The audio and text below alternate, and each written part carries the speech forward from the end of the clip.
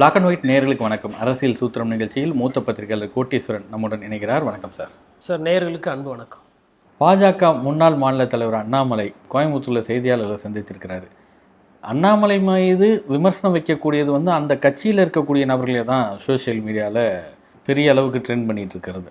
அண்ணாமலைக்கு யாரோ ஒரு 50 ஏக்கர் நிலம் கொடுத்துருக்குறாங்க, அது காசு இல்லாமல் கொடுத்துருக்குறாங்க, அதை கட்டி வீடாக விற்க போகிறார் 9 கோடி ரூபாய்க்கு பிஸ்னஸ் அப்படின்ற அந்த கம்பெனியோட பேர், யார் பார்ட்னர், எல்லாத்தையும் தகவலை வெளிப்படுத்துகிறாங்க. ஆனால் அண்ணாமலை என்ன சொல்கிறாருன்னா, நான் பிஸ்னஸ் பண்ணக்கூடாதா, ஏன் நான் தொழில் பண்ணால் மட்டும் கேள்வி கேட்குறீங்க, அதாவது சட்டத்துக்கு உட்பட்டு தானே நான் செய்கிறேன், சட்டத்துக்கு புறம்பாக ஏதாவது செய்தால் கேட்கலாம், நான் ஏதாவது சாராய வியாபாரம் பண்ணுறேன்னா அப்படிலாம் கேட்குறாரு. நியாயமான கேள்வி தான். ஆனால் ஏன் இந்த விமர்சனம் அவர் மீது வருகிறது அப்படின்றது போது, இதற்கு முன்னாடி அவர் வருமானத்தெல்லாம் சொல்லும்போது நண்பர்கள் கொடுத்தார்கள் அப்படின்னு சொன்ன தகவலின் அடிப்படையில் தான் இவங்க இந்த கேள்வியெல்லாம் கேட்குறாங்களா அப்படின்னு நம்மளால் புரிந்து கொள்ளக்கூடிய விஷயமா இருக்குது. ஆனால் அண்ணாமலை இன்னொரு விஷயம் சொல்கிறது என்னென்னா, நான் கோவாவுக்கு, கேரளாவுக்கு, லட்சத்தீவுக்கெல்லாம் எஸ்ஐஆருக்கு பொறுப்பாளர். நான் இப்போ இந்த ஃப்ளைட் டிக்கெட்டே எனக்கு 6000 ரூபாய் ஆகும், லட்சத்தீவுக்கு 60,000 ஆகும் அப்படின்லாம் சொல்கிறாரு. இது யார் காசு கொடுப்பா? நானா கட்சிகிட்ட வாங்க முடியுமா, இல்லை வெளில போய் பிச்சை எடுக்க முடியுமான்னு கேட்குறாரு. உண்மையிலே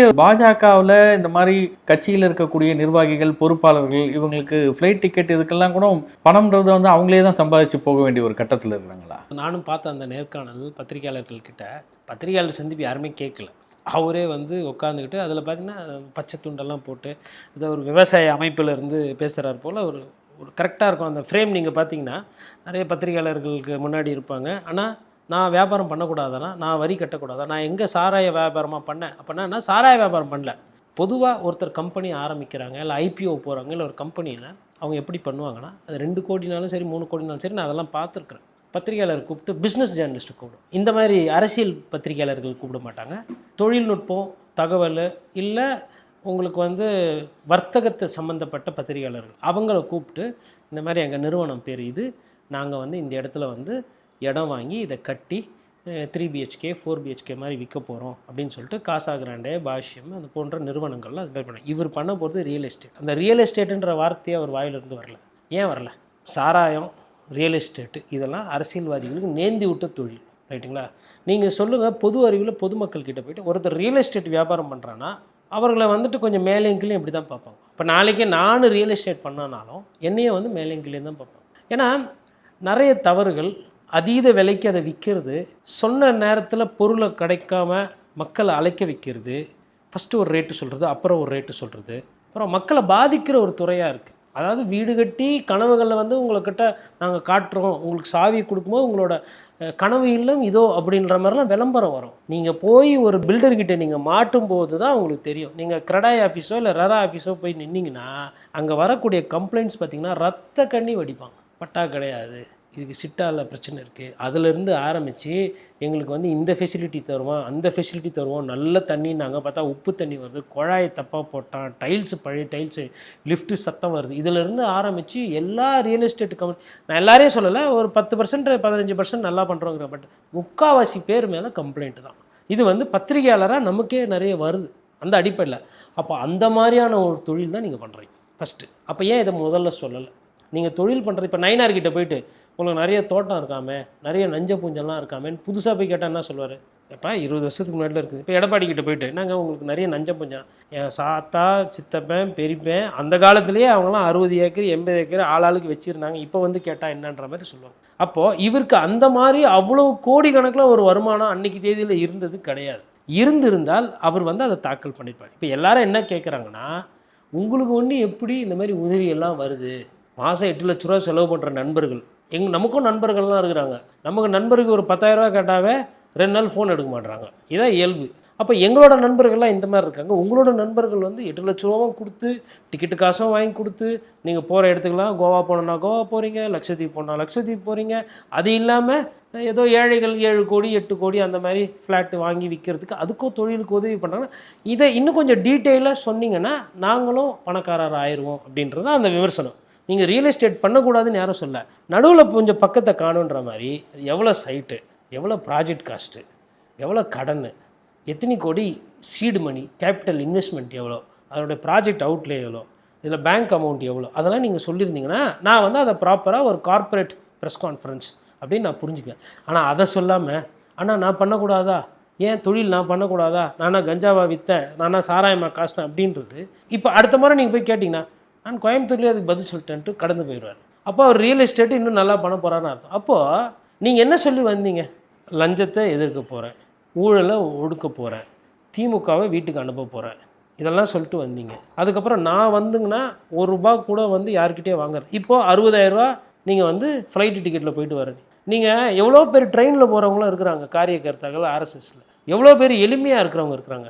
என்றைக்குன்னா ஒரு நாள் ஒரு கம்யூனிஸ்ட் கட்சி தலைவர் வாயில் இருந்தது, நான் ஃப்ளைட்டில் போனேன், எனக்கு 60,000 ரூபா ஆச்சு, எனக்கு வந்து 20,000 ரூபா ஆச்சு, எனக்கு மாதம் 8 லட்ச ரூபா ஆச்சுன்னு எதனா ஒரு நல்ல அரசியல் தலைவர் வாயிலேருந்து இந்த மாதிரிலாம் வந்தது பார்த்தீங்கன்னா இது என்ன காட்டுது அடுத்த தலைமுறைக்கு? ஓஹோ, அப்போ பாரதிய ஜனதா கட்சி தலைவர் ஆகிட்டா ஃப்ளைட்லலாம் இனாமா யாருன்னா கூப்பிட்டு போவாங்க, 8 லட்ச ரூபா இனாமா யாருன்னா செலவு பண்ணுவாங்க, அதுக்கப்புறம் ஒரு 3 வருஷம் இருந்தால் ரியல் எஸ்டேட் பிஸ்னஸ் பண்ணலாம்னு அடுத்த தலைமுறைக்கு இதை பார்க்கும்போது தோணுமா தோணாது? இப்போ என்ன சொல்ல வரீங்க நீங்கள்? அப்போ நீங்களும் மற்றவர்கள் போல தான் வியாபாரம் பண்ணுறதா எதுவும் சொல்லலை, ஷேர் மார்க்கெட்டில் போட்டிருக்கீங்கன்றீங்க, அது ரைட்டு. ஷேர் மார்க்கெட்டுக்குள்ளே நான் போகல. ஏன்னா ஷேர் மார்க்கெட்டு ஒரு டிமேட் அக்கௌண்ட் 25,000 ஓப்பன் பண்ணிவிட்டு யார் வேணால் போடலாம், 500 ரூபாயும் போடலாம், 5 லட்சமும் போடலாம். அதை பற்றி யாருமே பேசல. அவரே சொல்கிறார் நான் ஷேரும் வச்சுருக்கிறேன். ஏன் முன்னாடி சொல்ல வேண்டியதானே? இப்போ கேட்டால் என்ன சொல்லுவாங்கன்னா நான் எஃபடாவிட்டில் காட்டணுன்னு. ஐயா, உங்களோட ஒவ்வொரு விஷயமும் உங்கள் சொந்த கட்சியில் இருக்கிறவங்க எளியில் எடுத்து போட்டதுக்கப்புறம் தான் நீங்கள் அப்ரூவராக மாறுறீங்க. நீங்களாக எதையுமே முன்னாடி சொல்கிறது கிடையாது. அதனால் அண்ணாமலை அவர்கள் வந்து ரொம்ப க்ளோஸாக மானிட்டர் பண்ண வேண்டிய ஒரு பொலிட்டிஷியன். இது எப்படி திடீர் பணக்காரராக ஆகிறார்? ஏன்னா பொறுப்புலேயே இல்லாமல் ஒருத்தர் பணக்காரராக ஆகிறாருன்னா நான் குற்றச்சாட்டில் அந்த வித்தை நம்மளும் தெரிஞ்சுக்கணுன்னா நம்மளும் rich dad poor dad, compound effect, Thomas ஆடி, அப்புறம் ஹவு டு மேக் மணி, இந்த மாதிரி புஸ்தகம்லாம் இருக்குது. அந்த புஸ்தகம்லாம் படிச்சுட்டு அறிவு வளர்த்துக்கிறது லேட் ஆகும். அதை விட நம்ம என்ன பண்ணலாம்னா டைரெக்டாக ஐயா அண்ணாமலை, ஏன்னா அண்ணாமலை 10,000 புஸ்தகம் படித்தவர், இல்லை அவரை பற்றி நம்ம நெப்போலியன் நில்வரெலாம் போய் படிக்க வேணாம், இவரையே புரிஞ்சு படிச்சிட்டோன்னா நம்மளும் வந்து எனக்குமே அந்த ஆசை இருக்குது, ஐயா அண்ணாமலை வந்து இந்த மாதிரி பின்தொடரணும். அதனால் அண்ணாமலை அவர்கள் இன்னும் வெளிப்படையாக எல்லாத்தையும் சொல்லிட்டாருன்னா அண்ணாமலை கொள்கை தான் நமக்கு செட் ஆகாது. பட் அண்ணாமலை முன்னேற்றம் இருக்குல்ல, நல்லா தானே இருக்குது. அரசியலில் வந்து ஒரு கவுன்சிலர் கூட ஜெயிக்காமல், ஒரு சட்டமன்ற உறுப்பினர் ஆகாமல், மாதம் 8 லட்ச ரூபாய்க்கு வந்து காருக்கு டீசல் போடுறாங்க, ரூமு தங்கினா காசு கொடுக்குறாங்க, இதெல்லாம் ஃப்ரீயாக கிடைக்குது. ஃபீஸ் ஒண்டி அவரே கட்டுறேன்னு சொல்கிறாரு பசங்களுக்கு. அது ரைட்டு, கரெக்டு. அது எல்லா குடும்ப தலைவரும் பண்ணுறது தான். அதெல்லாம் வந்து ஒரு பொது வாழ்க்கையில் இருக்கிறவர் பயத்தில் இப்படி ஒரு பத்திரிகையாளர் சந்திப்பு வச்சுருக்கிறார். இதில் எதனா ஒன்று புள்ளி விவரம், வாதத்துக்கு வாதம், இதில் அபாண்டம், நான் இதை பண்ணலை, நான் வந்து கோடி கணக்கிலலாம் ஃப்ளாட்டு விற்கல, பேசுகிறது சாதாரண விவசாயி அண்ணா. 6 கோடி 7 கோடிக்கு ஒரு ஃப்ளாட்டு விற்கிறீங்கன்னா அப்போ நீங்கள் உங்களோட ப்ராஜெக்ட் சைஸ் என்ன, எத்தனை வீடு? அது இங்கே ஐயா அப்துல் கலாமும் இருந்தார். இதே பாரதிய ஜனதா கட்சி தான் அவரை வந்து ஜனாதிபதி ஆக்குச்சு. 2 ட்ரங்கு போட்டியில் ராஜ்பவனில் தங்கி இருந்தார். 2 ட்ரங்கு போட்டி தான் கடைசியில் ராமேஸ்வரத்தில் சொத்து 3 நினைக்கிற கடைசியாக போனப்போ எதையும் எடுத்துகிட்டு போகாமல் தான் போனார். ஜனாதிபதியாக இருந்தார். நீங்கள் வெறும் ஸ்டேட் பிரசிடென்ட்டு தான். அப்போ தெரியுதா? அவரும் படித்தவர் தான், நீங்களும் படித்தவர் தான். இங்கே வந்து யார் என்ன பண்ணுறாங்க, யாரோட நோக்கம் என்னன்றது மக்களுக்கு புரியும். ஏன்னா அண்ணாமலை வந்து அப்படி இப்படி அவர் என்னைக்கு 200 ரூபா பத்திரிகைக்காரரை கிண்டல் பண்ணாரோ எனக்கு அப்போயே அவர் மேலே சந்தேகம். என்னடா, ஏன்னா பத்திரிகைக்காரன் வந்து இந்த வந்து நோண்டிக்கிட்டே இருப்பான். ஒரு இடம் போனால் குறுக்குறுன்னு பின்னாடி போய் பார்ப்பான், யார் என்ன பண்ணுறாங்க. இப்போ நம்மளையுமே விட்டு வைக்க மாட்டாங்க. நம்மளே இப்போ ப்ரெஸ் கிளப் போகிறோன்னா சக பத்திரிகையாளர்கள் என்ன பண்ணாங்க, இந்த நண்டு மாதிரி அப்படியே பார்த்துக்கிட்டு இருப்பாங்க. அது நம்ம தொழிலோட அது புத்தி. இது அண்ணாமலைக்கு ஃபஸ்ட்லேருந்தே பிடிக்கல. என்னடா இவங்க நம்ம கூப்பிட்ட நேரத்தில் வரமாட்டாங்க, எல்லா நேரத்துலையும் வராங்க, நம்ம மானிட்டர் பண்ணுறாங்க, நம்ம அது இப்போதெல்லாம் எடுத்து கொளுத்தி போடுறாங்களா, அதனால் இன்னும் திட்டுவார் நம்மளை. ஆனால் அவர் பணக்காரர் ஆகிறது உறுதி, ஆல்ரெடி ஆகிட்டார். அதனால் அண்ணாமலை இனிமேல்ட்டு வந்து அண்ணா நான் ஆடு மேய்ச்சனேன், மாடு வந்து 8 லிட்டர் பால் கறந்துச்சு, நான் வந்து கறவை மாட்டை கறந்து ஆவினக்கு விற்று அதில் அண்ணாமலை படத்தில் வர மாதிரி நெய்யெல்லாம் விற்று அப்புறம் ஹோட்டல் அண்ணாமலை கட்டணும்லாம் சொன்னால் அது வந்து படம். இதுதான் இந்த அண்ணாமலை யார், அந்த அண்ணாமலை யார்? இந்த அண்ணாமலை 3 வருடத்தில் பெரும் முதலாளியாக மாறிவிட்டார். ஏக்கர் கணக்கில் இடம், ஹெக்டார் கணக்கில் இடம், ஸ்டாக் மார்க்கெட்டில் பணம், சைட்டு விற்றாலுமே காசு, கோவா போகிறாரு, டெல்லி போகிறாரு, ஃப்ளைட்டில் தான் போகிறாரு. அது ஃபஸ்ட் கிளாஸ் டிக்கெட்டாக பிஸ்னஸ் கிளாஸ் டிக்கெட்டாக நமக்கு தெரியாது, இல்லை எத்தனை வாட்டி சார்ட்டர்ட் ஃப்ளைட்டில் போகிறாரு தெரியாது. அப்போது பேர் தான் அண்ணாமலை, ரஜினி படத்தில் சொல்கிற மாதிரி. ஆனால் எப்படி இவர் போயிருக்காரு நாட்டு மக்களுக்கு தான் வெளிச்சம். இல்லை அவர் இதில் மறுப்பு இருக்குது அப்படின்னா உட்கார வச்சு நான் சொன்ன மாதிரி அவர் எது எதுலெல்லாம் ஷேர் ஹோல்டரு, இந்த காசு எப்படி வந்தது, நல்லபடியாக சொல்ல, நான் குற்றச்சாட்டாக சொல்ல சொன்னீங்கன்னா என் போன்றவர்கள் புஸ்தகம் படித்து தெரிந்து கொள்வதை விட நேரான ஒரு வாழ்க்கையில் தெரிஞ்சுக்கிறோம். நாங்களும் வந்து ஒரு 10 காசு சம்பாதிப்போம். இந்த டெல்லி குண்டுவெடிப்பு சம்பவம், ஒரு முன்னாள் மத்திய அமைச்சராக இருந்த பொன் ராதாகிருஷ்ணன் காங்கிரஸுக்கு தொடர்பு இருக்குது அப்படின்னு பேசினது காங்கிரஸ் கட்சியினுடைய கடும் விமர்சனத்தை ஏற்படுத்திருக்குது. குறிப்பாக இங்கே எம்பி மாணிக் தாக்கூர், எம்எல்ஏ கட்பட், இவங்கெல்லாம் வந்து ரொம்ப கண்டனம் தெரிவிச்சிருக்கிறாங்க. ஒரு அரசியல் அதற்காக வந்து ஒரு குண்டு வெடிப்பில் காங்கிரஸ் தொடர்பு அப்படின்னு சாதாரணமாக விமர்சனத்தை வச்சிட முடியுமா? இல்லை, நம்ம கொஞ்ச நேரத்துக்கு முன்னாடி பேசும்போதே நான் என்ன சொன்னேன், இந்த குண்டு வெடிப்பு, ஸ்டாம்பீடு, இந்த மாதிரி ஒரு துயர சம்பவத்தில் ஒருத்தர் அரசியல் படுத்துகிறாங்கன்னா அந்த அரசியல் வந்து அருவருத்தக்க அரசியல்னு சொல்கிறேன். ஒரு மூத்த நிர்வாகியாக இருந்த ஒரு ஐயா, முன்னாள் அமைச்சராக இருந்தவர் பொன் ராதாகிருஷ்ணன், அவர் எதுக்கு இப்படி பண்ணுறாரு எனக்கு புரியல. வட இந்தியாவில் இருக்கவர்கள் கூட இது மாதிரி தன்மைக்கு சொந்தக்காரர்கள் பண்ணுவாங்க. தமிழ்நாட்டில் இருக்கக்கூடிய தலைவர்கள் இந்த மாதிரி இதற்கு முன்னாடி எனக்கு தெரிஞ்சு இந்த மாதிரி ஒரு குற்றச்சாட்டுகள்லாம் வச்சதில்லை. மேபி மத்திய அரசில் இருக்கிற பாஜக சேர்ந்த மற்ற நிர்வாகிகள் செஞ்சால் அது ரைட், அது எப்படின்னா போட்டோம். இவர் ஏன் இப்படி ஒரு அரசியலை எடுக்கிறார் சொல்கிறேன். இப்போ டெல்லியில் குண்டு வெடித்தது அது விசாரணையில் இருக்குது. யார் வச்சா, என்ன ஜாதி, என்ன மதம், அதெல்லாம் அவங்க பார்த்துக்க போகிறாங்க. அவன் தீவிரவாதிக்கு ஒரு சாயம் போடுறது, தீவிரவாதி கட்சியோட ஒரு நீங்கள் மனசாட்சியோடு சொல்லுங்கள்.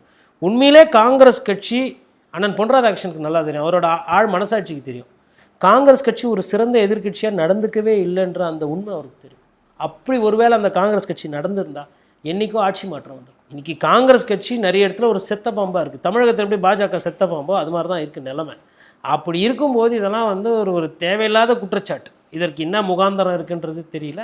அவர் இந்த மாதிரி ஒரு கருத்து சொல்கிறதுன்றது சரி, நமக்கு வந்து சார், அதாவது கட்சி ஒரு சைடு இருக்குது, ஆனால் அதை தாண்டி அவர்கள் வைக்கக்கூடிய அந்த வார்த்தைகள், அந்த குற்றச்சாட்டுகள் வந்து எந்தளவுக்கு அதில் ஆதாரம் இருக்குது, இல்லை அதில் வெறும் அரசியல் இருக்கா அப்படின்னா இதில் நான் நினைக்கிறேன் இது வெறும் அரசியல் தான் இருக்குது. அவங்க வந்து ஒரு தேர்தலை கூட சரியாக கையாளுறதுக்கு அவங்களுக்கு வந்து தெரியவில்லை. பீகாரில் பார்த்தோம் எவ்வளோ சொதப்புனாங்க, எவ்வளோ விஷயத்தை தப்பு பண்ணி வச்சுருக்காங்க. 20 சீட்டு கிட்டத்தட்ட ஃப்ரெண்ட்லி கண்டஸ்டன்ட்றாங்க, அதில் 12 வந்து அதிகாரப்பூர்வமாக ஃப்ரெண்ட்லி கண்டஸ்டன்ட். இப்படி இருக்குது அந்த நிலைமை. அந்த கட்சி போயிட்டு ஒரு தீவிரவாதிக்கு ட்ரைனிங் கொடுத்து பயிற்சி கொடுத்தெல்லாம் பண்ணி பிஜேபி கிட்ட மாட்டினாங்கன்னா, இந்தியான்ற ஒரு நாட்டில் காங்கிரஸ் கட்சினே ஒன்று இருக்காது. பிஜேபி அந்த அளவுக்கு போயிடும். கண்டிப்பாக ஆதாரம் சிக்கிச்சுன்னா, ஒரு வேளை காங்கிரஸ் கட்சி தான் இதுக்கு பின்னாடி இருக்குன்னா, காங்கிரஸ் கட்சி வந்து ஒரு தடை செய்யப்பட்ட இயக்கமாக மாற்றி காங்கிரஸ் கட்சியில் ஒருத்தரை விடாமல் காங்கிரஸை வைப் அவுட் பண்ணிவிடும் பிஜேபி செய்யக்கூடிய கட்சி. தப்பு இல்லை அப்படி ஒரு வேளை இருந்தால். ஆனால் நீங்கள் சொல்லுங்கள், காங்கிரஸ்க்கு இவ்வளோ கெப்பாசிட்டி இருக்கா? அவங்க கட்சியில் இருக்கிற அந்த கவுன்சிலரு, அந்த மேயரு, மந்திரிகளையே அவங்களால சரியாக கையாள முடியல. பாதி பேர் இங்கே இருக்கிறாங்க, மறுநாள் தாமரைக்கு ஓடி போயிடுறாங்க. அந்த கட்சியினுடைய நிலைமை அப்படி இருக்கு. அவங்கள போயிட்டு தீவிரவாத இயக்கத்தோடு சம்மந்தப்படுத்தி பேசுறதெல்லாம் வந்து சரி. இப்போ அவங்களுக்கு இப்போ குண்டு வெடிக்கிறதுனால யாருக்கு ஆதாயம்? அவங்க பிரச்சாரம் பார்ப்பாங்களா, இல்லை மகாகத்பந்தனில் யார் முதலமைச்சர்னு தெரில, அதுவே தலையை போட்டு சொல்லிட்டு அவங்கள நிறைய பேர் பிஜேபியோட ஸ்லீப்பர் செல்லாக இருக்கிறாங்கன்றதான் குற்றச்சாட்டு. காங்கிரஸ் கட்சியில் நிறைய 2ஆம் கட்ட தலைவர்கள் பாரதிய ஜனதா கட்சி ஜெயிப்பதை விரும்புகிறவங்களா இருக்கிறாங்கன்றது அந்த கட்சி மீது இருக்க குற்றச்சாட்டு. தொடர் தோல்வி, தொடர் அவமானம், தேர்தலில் தொடர் சந்தேகம், அதாவது சந்தேகம்னா கட்சியை சரியாக கட்டுக்கோப்பாக வைக்காத அந்த பிரச்சனைகள். அப்படி இருக்கிற ஒரு கட்சி ஆட்சியில் அவங்க இல்லை, எதிர்கட்சியாக இருக்கும்போது அவங்க எதுக்கு குண்டு வைக்க போகிறாங்க? அதுவும் டெல்லியில் தேர்தல் இல்லை. டெல்லியில் குண்டு வச்சா பீகாரில் ரெஃப்ளெக்ட் பண்ணுற அளவுக்கு காங்கிரஸ்க்கு கெப்பாசிட்டி இல்லைன்னு நான் நினைக்கிறேன். அதனால் இதெல்லாம் வந்து ஒரு ஆக்கப்பூர்வம் இல்லாத ஒரு அரசியல். இப்போ அண்ணாமலை வந்து இந்த தீவிரவாத டாக்டர் இந்த மாதிரியான கும்பல் வந்து கோயில்களில் இருக்கக்கூடிய பிரசாதத்தில் ரசாயன மருந்துகளை எடுத்து ஒரு பாய்சன் மாதிரியான பிரசாதத்தை கொண்டு போய் மக்களை கொல்றதுக்கு ஒரு திட்டம் வச்சிருக்கிறாங்க, அது சதி அம்பலமாயிருக்கெல்லாம் பேசியிருக்காரு. அந்த அளவுக்கான விஷயங்களை நீங்கள் கேட்ட கேள்வியிலேருந்தே நான் இன்னும் வெளியில் வரல தமிழக அரசியலை பார்த்ததுனால. இது வந்து அதாவதுங்க, மொட்டைத்தலைக்கும் முழங்காலுக்கும் முடிச்சு போட்ட மாதிரி இருக்குங்க. பெரும்பாலான மக்கள் வந்துட்டு ஒரு ரசாயனம் கலக்குதுன்னா கோயிலில் எல்லாருமே வேலை போயிட்டாங்க. அடிச்சு விடுறது, கோயில் நிலத்தை வந்துட்டு திருடுறாங்க, கோயில் நிலத்தை குத்தகை வந்து அமைச்சர் சேகர் பாபுக்கு வேண்டப்பட்டவங்களுக்கு தவறு நடக்குது அப்படின்னு ஒரு குற்றச்சாட்டு நீங்கள் வைக்கிறீங்கன்னா அதை என்னால் ஏற்றுக்க முடியும். கோயிலில் வந்து டிக்கெட்டுக்கு வந்து சாமி பேரை சொல்லி டிக்கெட் இவங்களே அடிச்சுட்டு கொள்ளையடிக்கிறாங்க. அப்புறம் கோயிலில் ஒரு சில சிலைகள்லாம் திருடு போயிருக்கு, தங்கம்லாம் செலவு இருக்குது, அது விசாரிக்கலை அப்படின்னா அதெல்லாம் ஏற்றணும். பிரசாதத்தில் வந்து இவங்க வந்து கெமிக்கலை கலந்து கொடுக்குறாங்க, வேறு வேலை வெட்டி இல்லையா? நிறைய கோயிலில் வந்து அந்த பிரசாதமே வந்துட்டு சரியில்லைன்னு விற்காமல் இருக்குது. பாதி பேர் அது சாயந்தரத்துக்கு மேலே போய் பாருங்கள், ஒவ்வொரு பெரிய கோயிலில் பிரசாதம் என்ன படாத பாடுபடுதுன்ற மாதிரி. அதனால் மக்கள் சாப்பிட்ற ஒரு விஷயம் அதுதான் நான் சொல்கிறேன். இந்த மாதிரி அங்கே போய் இங்கே போய் கடைசியில் எது சுலபமாக கிடைக்குதுன்னு பார்க்குறது. ஒரு மிருகம் வேட்டையாடி ஒரு உணவை தேடிக்கலாம், எதுவுமே கிடைக்காதப்போ எதனா மிச்ச மீதி அது மாதிரிலாம் தேடும். அந்த மாதிரி இது வந்து மிச்ச மீதி அரசியல். ஏன் கோயிலில் ஒரு குருக்கள் இருக்க மாட்டாப்புல? அவர் என்ன நினைப்பார்? நீங்கள் வந்து உங்களுக்கு பிடிக்குதோ பிடிக்கலையோ, இல்லை அந்த கோயிலில் வேலை செய்கிற ஒருத்தர், இது மாதிரி ஒரு விஷயம் இருந்தால் அதெல்லாம் வெளியில் வராமல் இருக்குமா? இன்றைக்கி என்ன விஞ்ஞான உலகத்தில் இருக்கிறோம், எவ்வளோ பேர் செல்ஃபோன் வச்சுருக்கிறாங்க. ஏன்னா ஒரு கோயிலில் ஒரு மூலையில் இந்த மாதிரி கெமிக்கல் போட்டாங்கன்னு தெரிஞ்சிடும். அதே எங்கேருந்து வருதுன்னா, நம்ம திருப்பதியில் வந்து அந்த ஒரு சர்ச்சை ஆச்சு லட்டுவில், அதில் இருந்து ஓகே அங்கே அது ஆச்சு, நம்ம இங்கே ட்ரை பண்ணலாம் அப்படின்னு சொல்லிட்டு கெமிக்கல். மக்களை போய் சந்தித்து மக்கள்கிட்ட வந்து மக்களோட தேவைகளை பூர்த்தி செய்கிறது, இல்லை ஊழல் குற்றச்சாட்டுகள் அதெல்லாம் வைக்கக்கூடாது. உட்கார்ந்த இடத்துல எதனா ஒரு கான்ட்ரவர்சி கொளுத்தி போடணும். இந்த சினிமாலாம் ஒரு படம் ஓடலைன்னா ஒன்று கொளுத்தி போடுவாங்க. இந்த நடிகை வந்து இவருடன் ஓட்டம், அது அந்த மாதிரி ஓடியே இருக்காது. அது பார்த்தா ட்ரெயினில் யார் கூடனா போயிருப்பாங்க, இவங்களாம் கலப்பி விடுவாங்க. அந்த மாதிரி இது இருக்குது. இதெல்லாம் வந்து கேட்குற மாதிரியா இருக்குது. இது பாருங்க, கிட்டத்தட்ட நம்மளே ஒரு விளையாட்டு போல் 2.5 நிமிஷம் 3 நிமிஷம் வேஸ்ட் பண்ணிட்டோம். கோயிலில் வந்துட்டுங்க இந்த பிரசாதம் என்பது வந்து அதில் வந்து பல்லி விழுந்திருக்குது, குவாலிட்டி சரியில்லை, பழைய பொருள் போடுறாங்க அப்படின்னா கூட ஓகே ரைட், அது உண்மையாக இருக்கலாம், தரவுகளோடு பார்க்கலாம். கெமிக்கல் கலக்கிறாங்கன்னா என்னங்க? அதெல்லாம் வந்து தமிழ்நாட்டில் இல்லாத விஷயத்தான். இதனால தான் பாரதிய ஜனதா கட்சி வளரவே வளராது. அதிமுகவுக்கு எந்த பயமும் இல்லை பாரதிய ஜனதா கட்சி கூட்டணியில் போகிறதுனால. தேர்தல் முடிஞ்ச உடனே கூட்டணியை கைட்டி விட்டுட்டு போயிட்டே இருக்கலாம். இதெல்லாம் காரணம். கொஞ்சமாச்சு சிந்திக்கணும். என்ன அரசியல் பேசுகிறோம், என்ன பண்ணுறோம், குண்டு வெடிப்போடு சம்மந்தப்படுத்துறது, கோயில் பிரசாதத்தில் கெமிக்கல்ன்றது. ஒரு சாலை இருக்குது, அதிகப்படியான ஒரு குற்றச்சாட்டு என்ன, கோயில்களை இடிக்கிறாங்க. இதை சர்ச்சோ மசூதியில் இடிக்கலை அப்படின்னா அதோடு நிற்கிது. இவ்வளோ தான் தமிழ்நாட்டில். இதை தாண்டி இதற்கு பின்னாடி ஒரு சூழ்ச்சி இருக்குது. ஏன்னா நானும் அதை விசாரிக்கிறேன். கோயிலுக்கு எதனா பிரச்சனைனா கோர்ட்டு கேஸ்க்கு போகிறது கிடையாது. ஏன் அப்படின்றது இருக்கு இல்லைங்களா, அறிவுபூர்வமானது. அப்போ அரசாங்கம் வந்து சர்ச்சு மாஸ்க்கு இடிக்காது, ஆனால் கோயிலை ஒண்டி தான் இடிக்குமான்னு சொல்லிட்டு தெரியாமல் பேசுவாங்க. இதை அதிகாரிகள்கிட்ட கேட்கும்போது என்ன சொல்கிறாங்கன்னா, இடிக்கிறது அரசாங்கம், கோயில் அரசாங்கத்துக்கிட்ட இருக்குது, அரசாங்கமே போய் இடிக்கும் போது அரசாங்கமே போய் தடை அணை வாங்குறது கிடையாது. ஆனால் இதே ஒரு மசூதிக்கோ ஒரு சர்ச்சுக்கோ ஒரு பிரச்சனைன்னும் போது கோர்ட்டுக்கு போயிடுறாங்க. அப்போ கோர்ட்டில் அது விசாரணையில் இருக்கும்போது இடிக்கணும்னா ஏன் இடிக்கணும், இது பள்ளிவாசல்னா ஏன் இடிக்கணும், சாலை விரிவுபடுத்தணும்னா அப்போ இவங்களுக்கு மாற்று இடம் இருக்கா இல்லையா, இல்லை இந்த இடம் ஒண்டி அட்ஜஸ்ட் பண்ணிக்கிறீங்களா, இப்படிங்களாம் இருக்குது. ஆனால் இதெல்லாம் பார்க்குறது கிடையாது. ஒரு 30 செகண்ட் ஒரு வீடியோ எடுத்து, இந்துக்களே பாருங்கள், உங்களுக்கு சாமி கும்பிடுற இடத்தில் ஒரு பிரச்சனை, ஆனால் அங்கே வந்து கோயில்கள் சூறையாக்கப்படுகிறது, ஆனால் இங்கே இருக்கக்கூடிய பள்ளிவாசலோ இங்கே இருக்கக்கூடிய சர்ச்சோ எந்தவித பாதிப்பில்லை, சிந்திங்கள் வாக்களிங். இன்னும் வெங்காயத்துக்கு சிந்திக்கணும். சட்டம்னு ஒன்று இருக்குது, சட்டம் எல்லாத்துக்கும் தான் ஒன்று. அவங்க கோர்ட்டுக்கு போய் கேஸ் ஆடுறாங்க. இந்து மதத்துக்கு கீழே வர கோயில்கள் இந்து அறநிலைத்துறையில் நிற்கிறதுனால கேஸ் ஆடுறதுல இடிக்கப்படுது. இதுதான் டெக்னிக்கலாக. உங்களுக்கு அவ்வளோ அக்கறை இருக்குன்னா நீங்கள் என்ன பண்ணணும்னா, ஒரு வழக்கறிஞர் பிரிவு போட்டு கோயில்களில் வந்து நீங்கள் அதையும் பாதுகாக்கணும். அவங்களுக்கு கொடுக்குற அதே சலுகை இந்த கோயில்களுக்கும் கொடுக்கணும்னு பேசினா அது அறிவுபூர்வமான சிந்தனை. அதை விட்டுறது, அதாவது ஒரு போலியான ஒரு பிரிவினை ஒண்டி கொளுத்தி விட்டுட்டு அதில் அரசியல் ஆதாயம் தேடணும்னா அப்போ இது என்ன வேலை? இது இப்போ தாவேக்காவும் அதான் பண்ணிட்டு இருக்குது. கரூரில் வந்துட்டு ஒரு துயர சம்பவத்துக்கு பின்னாடி விஜய்க்கு வந்து கிராஃப் ஆயிடுச்சு. இப்போ விஜய் வந்து டெல்டா போனார், விவசாயிகள்கிட்ட நெல் பிரச்சனையை பார்த்தாரு, அப்புறம் நீட்டில் இப்போ தவறின மாணவர்கள்கிட்ட போய் உட்காந்து பேசினார், மீனவர்களை கூப்பிட்டு வலையில் என்ன பிரச்சனை, இலங்கையில் என்ன பிரச்சனைன்னு சொல்லிட்டு ஒரு 2 நாள் ராமேஸ்வரத்துலேயே தங்கி மீனவர்கள்கிட்ட பிரச்சனை எல்லாம் பேசினார். அதனால் அவருக்கு அந்தந்த இடத்துல வாக்குகள் கூடுதுன்னா புரியுது. கரூரில் இவர் லேட்டாக போயிட்டு இவர் ஒரு சில விஷயத்தெல்லாம் தப்பாக பண்ணிவிட்டு ஒரு அசம்பாவிதானவன மக்கள்கிட்ட வந்து எனக்கு எழுச்சி வருது. திமுகவுக்கு கெட்ட பேர் வர்றது உண்மைங்க, அது எல்லா தேர்தலையும் எல்லா நேரத்துலையும் ஆளுகின்ற கட்சிக்கு குறையும். அதற்கு காரணம் விஜய் தான், அதனால நாங்கள் முதலமைச்சர் ஆகிடுவோம் அப்படின்னா அதை வந்து அதிமுகவோ இல்லை நாம் தமிழர் கட்சியோ இல்லை மற்ற பிற கட்சிகளோ அதை வேடிக்கை பார்க்காது. நன்றிங்க சார். நன்றி.